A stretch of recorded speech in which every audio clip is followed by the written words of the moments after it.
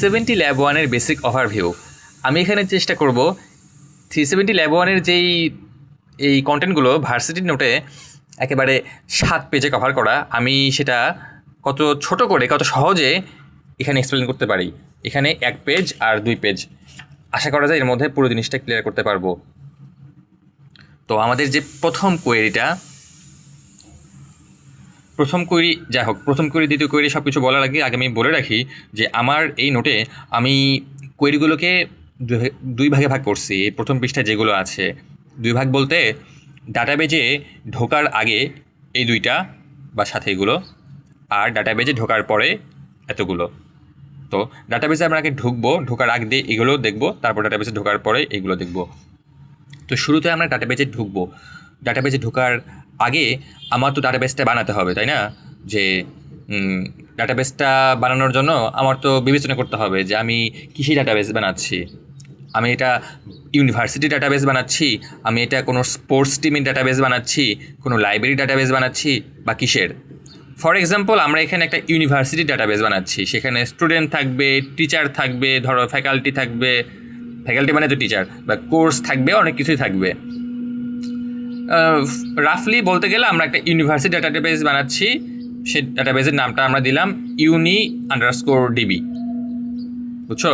তো uni_db ডাটাবেসটা বানানোর জন্য আমরা যে কিওয়ার্ডটি ইউজ করব সেটা হচ্ছে ক্রিয়েট ডাটাবেস। এটা মুখস্থ রাখতে হবে।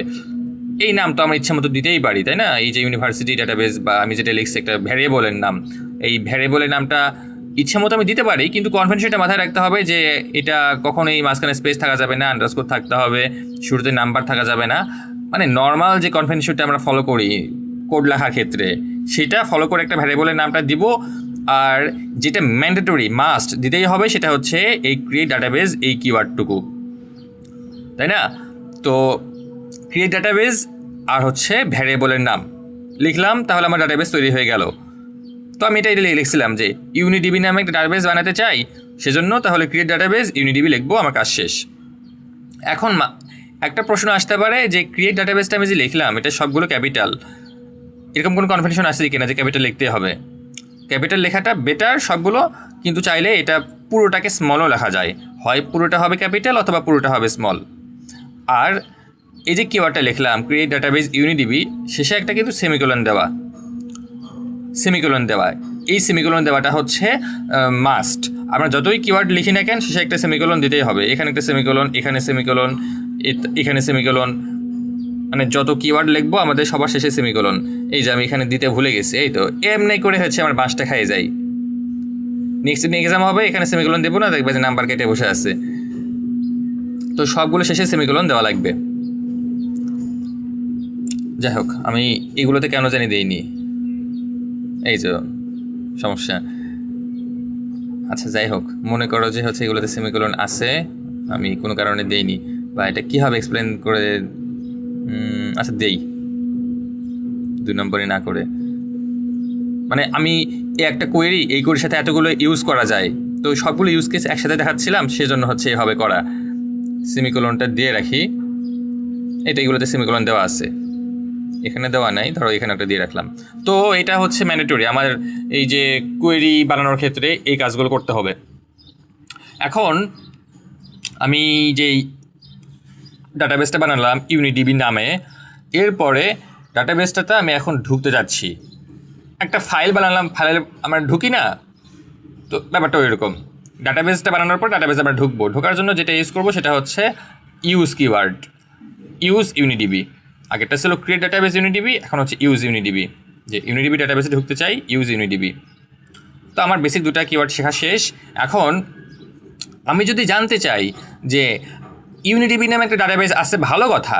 এখন এটা বাদে বা এটা সহ আর কী কী ডাটাবেস আমার এখানে এক্সিস্ট করে আমি জানতে চাচ্ছি, যে আমার সার্ভারে সবগুলো ডাটাবেস কী কী আছে। তো আমি যদি দেখতে চাই সব ডাটাবেস কী, সব ডাটাবেস, তখন আমি ইউজ করব শো ডাটাবেসেস। দেখছো আমি এখানে হচ্ছে সেমিকোলন দিতে ভুলে গেছি। তো শো ডাটাবেসেস যখন আমি দিব, তখন আমি দেখব যে আমার সার্ভারে ইউনিডিবি নামে একটা তো আছে, মানে এইমাত্র তৈরি হইলো, এটা বাদে হয়তো আরও অনেক থাকতে পারে, আবার নাও থাকতে পারে, এই ডিপেন্ডস অন দ্য সিনারিও। তো শো ডাটাবেসে দিলে আমরা দেখতে পারবো যে আমার সার্ভারে আরও কোনো ডাটাবেস ক্রিয়েট হয়ে আছে কি না আগে থেকে। যদি থাকে তাহলে সেগুলো দেখাবে, আর যদি না হয়ে থাকে তাহলে শুধু এই একটাই দেখাবে। আর যদি আমরা এই একটা ক্রিয়েট করার আগেই শো ডাটাবেসে দিয়ে রাখি, আর যদি আগে থেকে অন্য কিছু ক্রিয়েট না হয়ে থাকে তাহলে দেখাবে না ভাই তোমার এখানে কোনো ডাটাবেস ক্রিয়েট হয়ে নাই, তোমার এখানে তুমি এটা এমটি হয়ে আছে, তোমার সার্ভারে কোনো ডাটাবেস নাই। বুঝছো? তো গেল 1 2 3 তিনটা কিওয়ার্ড। এখন পরবর্তী কিওয়ার্ডটা হচ্ছে ড্রপ ডাটাবেস। ড্রপ ডাটাবেস আমরা ইউজ করি কোনো একটা ডাটাবেসকে ডিলিট করার জন্য। এই যে আমরা একটা ইউনিডিবি ডাটাবেসটা বানালাম, এখন কোনো কারণে মন চাচ্ছে এটাকে আমরা ডিলিট করে দিব। তো ডিলিট করার জন্য হচ্ছে এই ড্রপ ডাটাবেস ইউনিডিবি। ড্রপ ডাটাবেস ইউনিডিবি এইটুকু তো মাস্ট। আর এটুকু হচ্ছে আমার ভ্যারিয়েবলের নাম। ভ্যারিয়েবলটার নাম কী ছিল? ইউনিডিবি। ইউনিডিবি ইউনিডিবি ড্রপ ডাটাবেস ইউনিডিবি। এখন এখানে একটা মাথায় রাখার বিষয়টা হচ্ছে, আমি যখন ডাটাবেসটা ডিলিট করতেছি তখন কিন্তু ড্রপ ডাটাবেস বলতেছি, ডিলিট ডাটাবেস কিন্তু বলতেছি না। তো ড্রপকে যেন ভুল করে আবার ডিলিট না ভেবে বসি, মানে হ্যাঁ কাজটা কিন্তু ডিলিটই করতেছি কিন্তু লিখতে হচ্ছে ড্রপ। মানে এই কিওয়ার্ডগুলো লেখার ক্ষেত্রে কোনো রকম মডিফিকেশন করা যাবে না, এগুলো হচ্ছে একেবারে ম্যান্ডেটরিভাবে এভাবেই লিখতে হবে, মুখস্থ রাখতে হবে, কিছু করার নাই। তো ডিলিট করতে ডাটাবেস ডিলিট করতে চাইলে ড্রপ ডাটাবেস ইউজ করব। মোটামুটি 1 2 3 4 4টা ডাটাবেস শেখা শেষ। এখন ডাটাবেসে ঢোকার আগের কাজগুলো আমরা শেষ করছি, এখন ডাটাবেসে ঢোকার পরের যে কিওয়ার্ডগুলো সেগুলো দেখব। তো আমরা প্রাথমিকভাবে বললাম যে আমাদের একটা ইউনিভার্সিটি ডাটাবেস আমরা বানাচ্ছি। এখন ডাটাবেসে বেসিক্যালি কী কী থাকে? অনেকগুলো টেবিল থাকে। আরও সোজাভাবে বললে ইয়ার ডায়াগ্রামের অ্যাঙ্গেল থেকে যদি বলি যে যদি একটা ইয়ার ডায়াগ্রাম হয় একটা ইউনিভার্সিটির, ইয়ার ডায়াগ্রাম মানে ডাটাবেস ধরতে পারো, তাহলে সেই ইয়ার ডায়াগ্রামে কী কী থাকে? স্টুডেন্ট নামে একটা এন্টিটি থাকে, ধরতে পারো টিচার বা ফ্যাকাল্টি নামে একটা এন্টিটি থাকে, কোর্স নামে একটা এন্টিটি থাকে। এখন আমরা তো জানি যে এন্টিটি মানে টেবিল, টেবিল মানে এন্টিটি। ইয়ার ডায়াগ্রামে যেটাকে আমরা এন্টিটি বলি সেটাই এই হচ্ছে টেবিল আকারে রিপ্রেজেন্ট করার সময় ওই এন্টিটিটাই একটা টেবিলে পরিণত হয়, তাই না? মানে যদি এক্সাম্পল দিয়ে বলি, এই যে আমরা যখন ইয়ার ডায়াগ্রামটা শিখি, এই যে এটা স্টুডেন্ট থাকে, স্টুডেন্টের আইডি থাকে, নেম থাকে, ধরো যে সে কোন major, CSC or CS Tripoli সেগুলো থাকে, আর অনেক কিছুই থাকে। অ্যাট্রিবিউট, স্টুডেন্টে হচ্ছে আমার এন্টিটি, এগুলো হচ্ছে আমার অ্যাট্রিবিউট। তো এই জিনিসটাকে যখন আমরা টেবিল ফরম্যাটে লিখি তখন হয়ে যায় এরকম যে এই এন্টিটি, স্টুডেন্ট এন্টিটি, এইটাকে বলে আমরা একটা টেবিল, স্টুডেন্ট টেবিল। বুঝছো? আর এই যে হচ্ছে অ্যাট্রিবিউটগুলো সেগুলোকে আমরা বানাই দেই যে এই টেবিলের কলাম, আইডি, নেম, মেজর, এটা সেটা এটা সেটা, আইডি, নেম, মেজর, আরও যা যা যা আছে। বুঝছো? তার মানে একটা ইয়ার ডায়াগ্রামে যতগুলো এরকম হচ্ছে এন্টিটি থাকে, আমরা টেবিল আকারে রাখার সময় ওই ততগুলো টেবিল পাই। একটা এন্টিটি মানেই একটা টেবিল, টেবিল মানেই এন্টিটি, এন্টিটি মানেই টেবিল। ক্লিয়ার না? তো যেহেতু আমরা ইউনিভার্সিটি ডাটাবেস বানাচ্ছি, আমাদের এখন কোনো কিছু ক্রিয়েট করা নেই, কোনো কিছু ড্র করা নেই। প্রথম কাজটা হচ্ছে ধরো যে এই জিনিসটা বানানো, এই পুরো জিনিসটা বানানো ইয়ার ডায়াগ্রামের। তো আমরা এখন স্টুডেন্ট টেবিলটা এই জন্য বানাবো। কীভাবে বানাবো সেটা এখন আমরা দেখব। তো আমরা তো এটা বুঝছি, এখান থেকে এখানে যাওয়া যায় সেটা বুঝছি। এইখানে ধরো যে এক্সাম্পল দেওয়া আছে যে একটা র্যান্ডম আইডি দেওয়া, নেম হিসেবে একটা র্যান্ডম নাম দেওয়া নাফিস, মেজর হিসেবে ধরো যে সিএসসি দেওয়া, সেকশন হিসেবে 1 দেওয়া, 2 3 ইচ্ছা মতো হতে পারে, সিএসসি ট্রিপলি এটা সেটা হতে পারে, অনেক নাম থাকতে পারে। এখানে দেওয়া আছে হচ্ছে ডেস প্রেজেন্ট, মানে এই নাফিস নামে এক ছেলেটা সে কয়দিন প্রেজেন্ট ছিল, আমি এখানে বলে দিলাম 10 দিন প্রেজেন্ট ছিল। তো 10 দিন, হ্যাঁ 10 দিন প্রেজেন্ট ছিল। তারপর এখানে লেখা প্রজেক্টের মার্ক, সে প্রজেক্টে কত মার্ক পাইছে, 20 মার্ক পাইছে। সে তার সিজিপিএ কত, 3.91। তার বার্থডে কবে, 2001-10-10, একটা তারিখ দেয়া। তো এটা শুধু নাফিসের ক্ষেত্রে এই জিনিসটা হয়েছে, নাফিসের আইডি হচ্ছে এটা। এটা যদি এখন আরও অনেকে থাকে আমি তারটাও দিব, ধরো তারটাও দেওয়া আছে, সবারটাই দেওয়া আছে, অনেকেরটাই দেওয়া আছে, আমি ডট ডট ডট করে দিয়ে রাখছি যে না ঠিক আছে এখানে অনেকেরগুলোই আছে, আমি জাস্ট বোঝানোর জন্য একজনেরটা দিছি। আর এগুলো হচ্ছে আমার সেই অ্যাট্রিবিউট বা সেই হচ্ছে কলামগুলো, এখানে বলতে গেলে অ্যাট্রিবিউট আর এখানে বলতে গেলে আমার কলাম। ক্লিয়ার না? এখন কাজটা হচ্ছে এইটাকে আমি বানাবো এই এসকিউএল দিয়ে কিভাবে কোয়েরি লিখে লিখে সেটা হচ্ছে কথা, মানে এসকিউএল কোডটা আমার কেমন হবে, এই কোডটা হবে হচ্ছে ক্রিয়েট টেবিল, আর তো ক্রিয়েট টেবিল দেওয়ার পরে আমি টেবিলে একটা নাম দিব, ধরো স্টুডেন্ট টেবিল আমি এখানে দিয়েছিলাম স্টুডেন্ট টেবিল, তারপর বললাম যে ক্রিয়েট টেবিল মানে student table, stew underscore table. এখন এইটুকু লেখার পরে এটা তো ক্লিয়ার যে আগেরটা ছিল ক্রিয়েট ডাটাবেস আর এটা হচ্ছে ক্রিয়েট টেবিল। আমি একটা জিনিস বলতে ভুলে গেছি, জাস্ট মনে পড়লো, সেটা হচ্ছে এইখানে দেখো যখন আমি ক্রিয়েট ডাটাবেস বললাম আর এখানে ক্রিয়েট টেবিল বললাম অলমোস্ট কিন্তু সেম, মানে একই প্রায় জিনিস। ওইখানে ডাটাবেস ক্রিয়েট করে একটা নাম দিলাম আর এখানে টেবিল ক্রিয়েট করে টেবিলে একটা নাম দিলাম, সমস্যা নাই। পার্থক্যটা হচ্ছে ডাটাবেস ক্রিয়েট করার সময় আমার কিন্তু কিছু ডিফাইন করে দেওয়া লাগতেছে না, শুধু নামটা বলে দিলেই হচ্ছে যে এটা ডাটাবেস ইউনিডিবি। আর টেবিল ক্রিয়েট করার সময় আমার বড় করে অনেক কিছু বলে দিতে হচ্ছে, যে ভেতরের এই তথ্যগুলো দেওয়া লাগতেছে, যে এটার একটা হচ্ছে আইডি আছে, এটার একটা নেম আছে, মেজর আছে, সেকশন আছে, ডেস প্রেজেন্ট আছে, প্রজেক্টের মার্ক, সিজিপিএ, বার্থডে, মানে এগুলো এগুলো এগুলো এগুলো এগুলো এগুলো এগুলো। তো আমি এটাই লিখছি।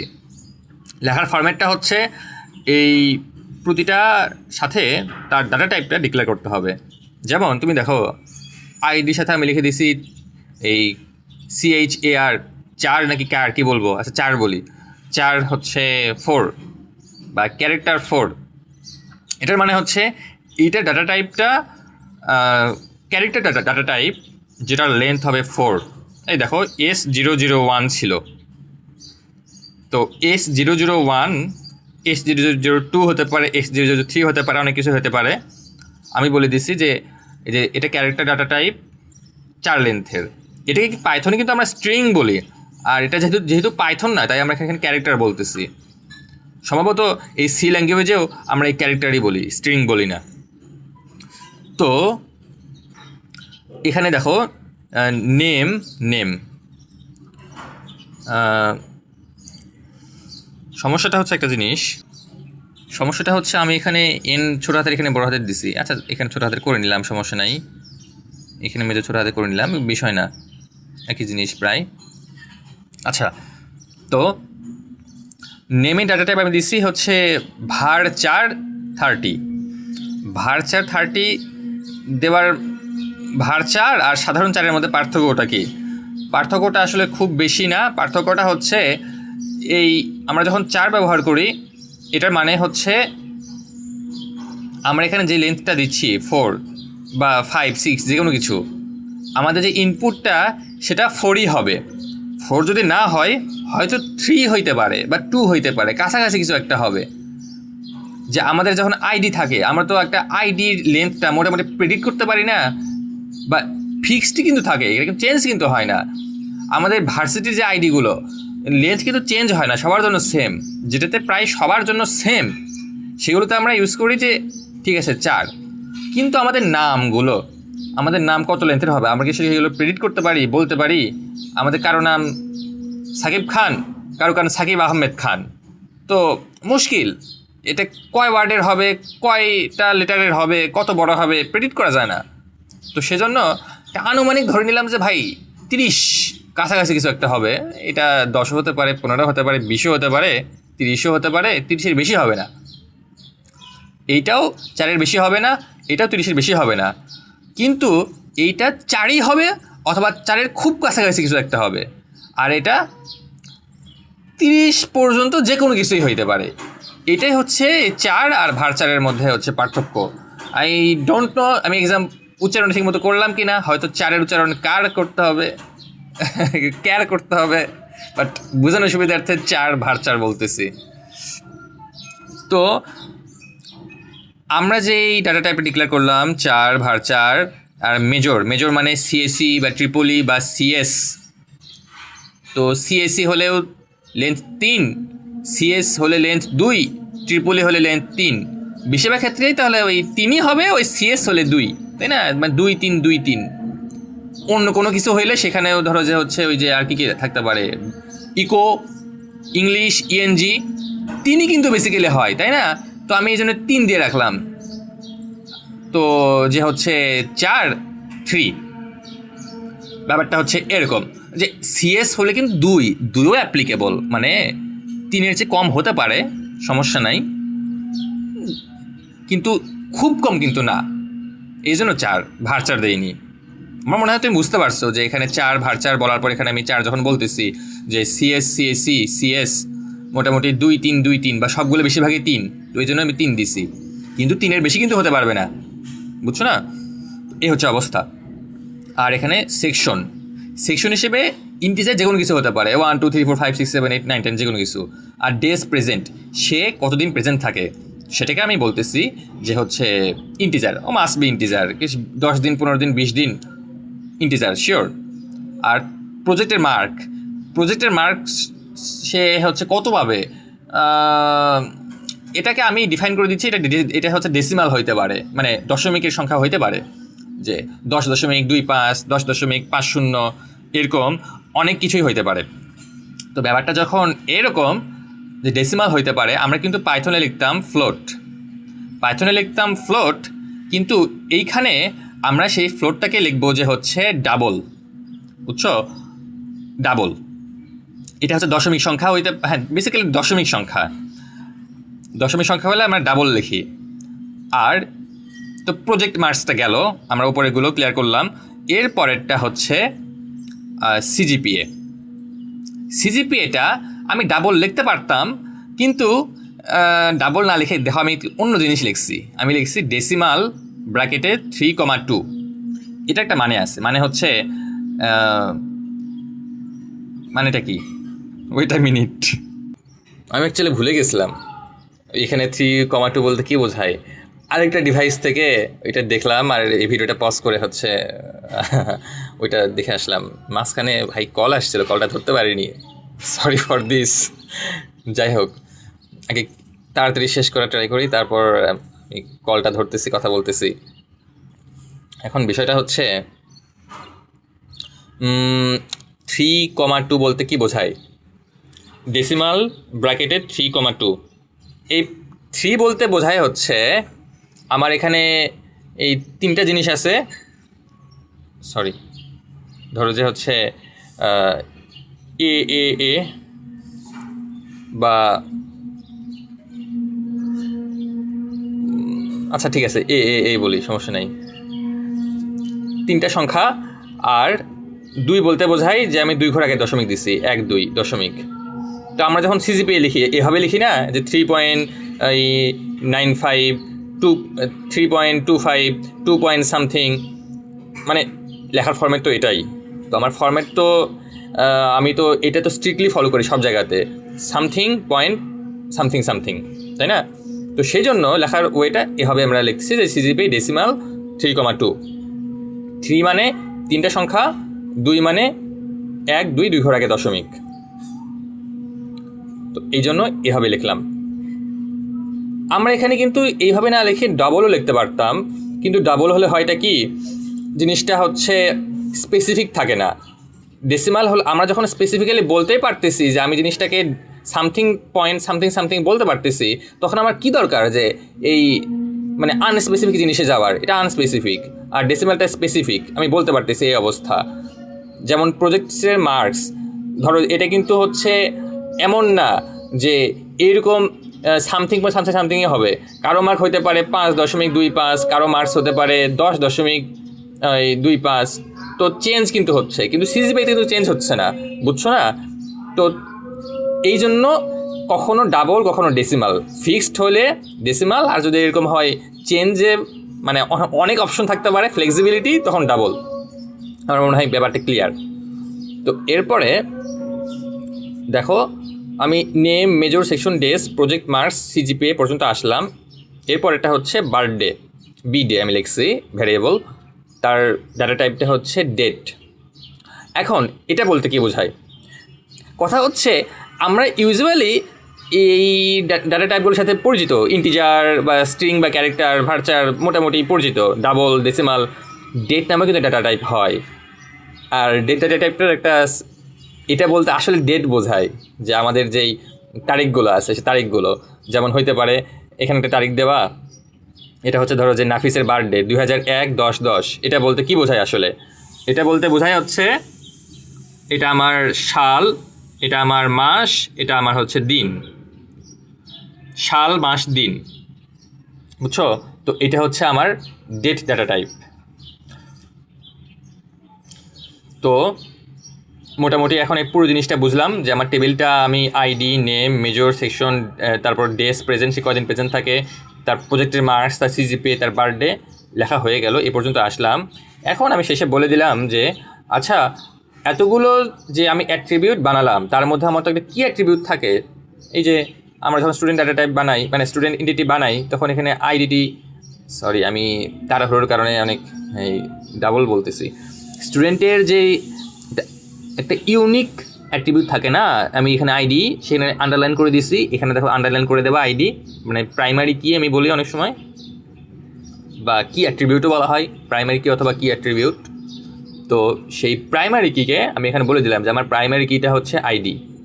এই যে আইডি, প্রথমে যে আইডিকে বলছিলাম সেটাই আমার প্রাইমারি কি।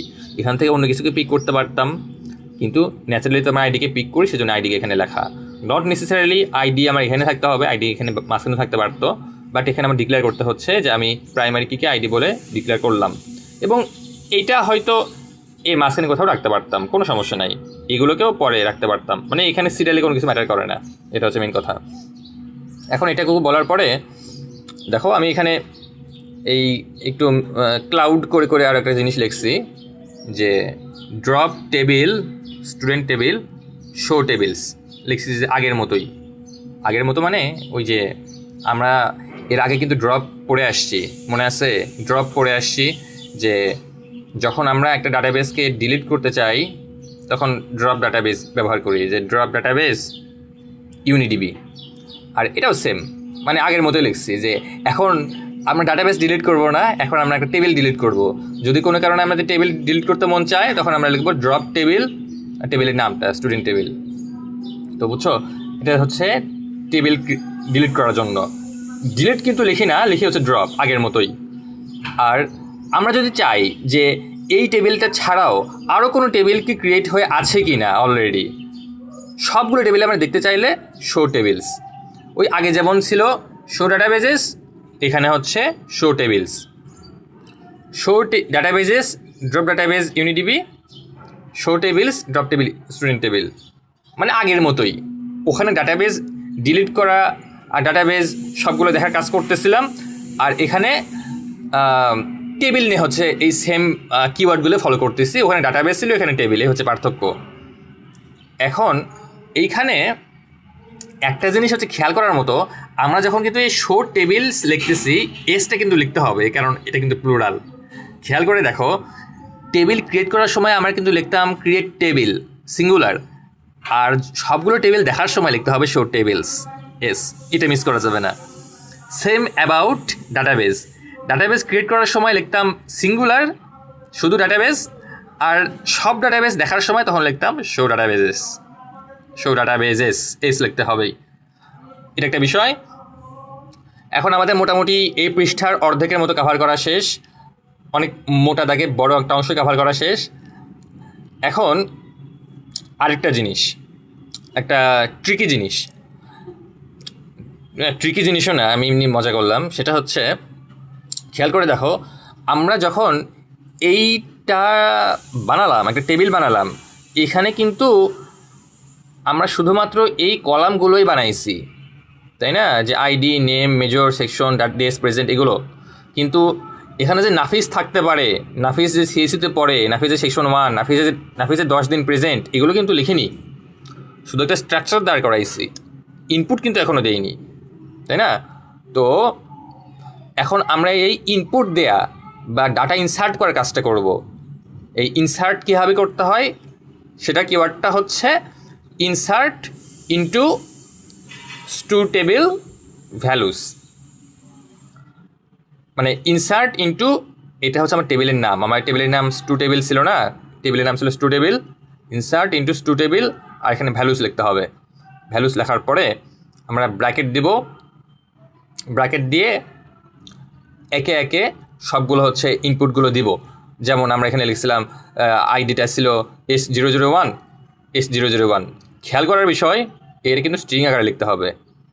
মানে এই যে আমার যেহেতু ক্যারেক্টার ছিল, মানে ব্যাপারটা হচ্ছে দুই পাশে সিঙ্গেল কোটেশন দেওয়া লাগবে।